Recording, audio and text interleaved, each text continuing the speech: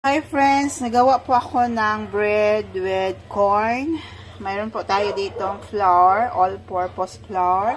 At saka ito, since nasira ang aming blender, i-blend sana ito, pero kinudkod ko lang gamit ito mga friends. So, ito ang ginamit ko. So, lagyan ko ito ng egg, milk, at saka brown sugar, and yeast. So, ito mga friends, ito lang ang gamit ko kasi nasira ang aming blender. I-blend sana ko ito ang itong mais. Pero nasira ang blender namin. Ito na lang. Sarap ito mga friends. Para itong pintos. Pero yung pintos or binaki, yun? Binalot yun sa balat ng mais.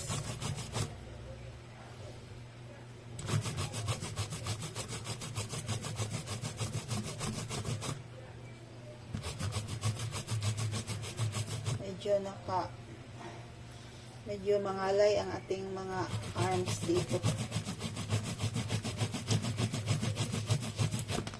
Lagyan ko ito ng egg at saka milk at brown sugar. Yan lang, at baking powder. Kaunting salt. Yun ang ingredients natin.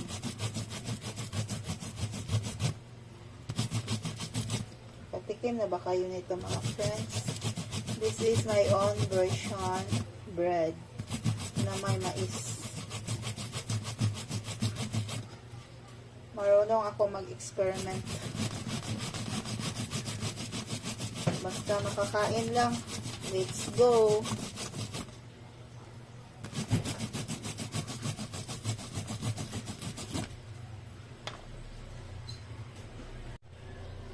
Lagyan natin ng milk powder. Ito, milk powder po ito mga friends. Mga 2 kutsara. 2 tablespoon. At lagyan din natin ng 2 kutsara na brown sugar. Gawin na lang natin 3 kutsara. Okay. Lagyan din natin ng kalahating kutsarita na asin. Ito mga friends.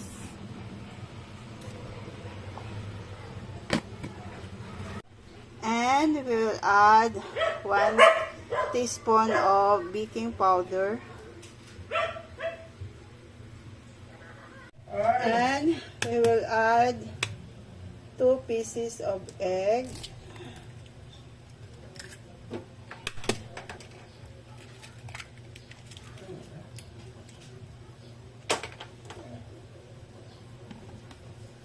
And then mix thoroughly.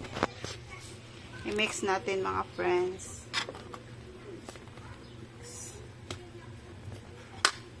Kung medyo dry ang mixture ninyo, kung magawa kayo ng ganito, mag-add lang kayo ng water.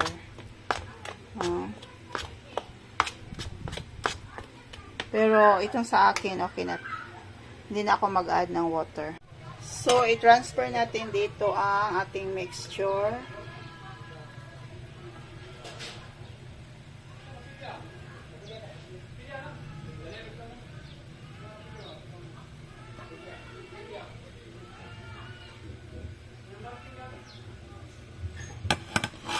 Okay.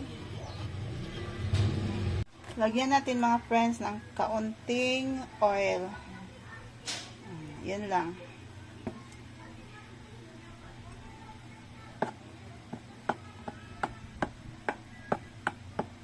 Mix. So, pabayiran natin mga friends. Wala tayong foil. Ito lang. Yung cellophane. Kita mo na mga friends. Magpakulo muna tayo ng water mga friends. Kung kumulo na, ilagay natin itong mixture na nilagay ko dito sa cooking pot na maliit. Since wala akong steamer na medyo maliit para dito. So, ito na lang. Ginawan ko ng idea. So, mayroon akong, then hindi ko gusto na bato ang ilagay ko dito. So, mayroong shells dito na wala ng laman. So, yun ang ginamit ko para pang harang-harang sa bottom sa ating nilalagyan ng mixture. So, medyo mainit-init na mga friends. Ilagay na natin ang ating mixture dito. Tingnan natin mga friends kung ano ang kinalalabasan nito. Okay.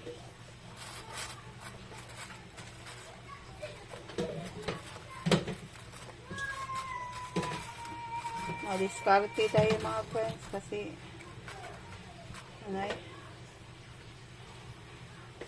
takpan. So, ito na mga friends, naluto na ang ating bread. Kunin na natin mga friends, naluto na mga friends ang ating corn bread. So, medyo tumakilid ang tingnan natin mga friends ha. Wow. Okay. Corn bread. This is our bread. Kung marunong kayo mag-diskarte mga friends, hindi kayo magugutom. Diba? Basta marunong lang. Hindi hindi maghintay na mayroong ilalagay na pagkain dyan sa table. Dapat ma-diskarte tayo para hindi tayo magugutom. Okay? So, ito na mga friends. Guys,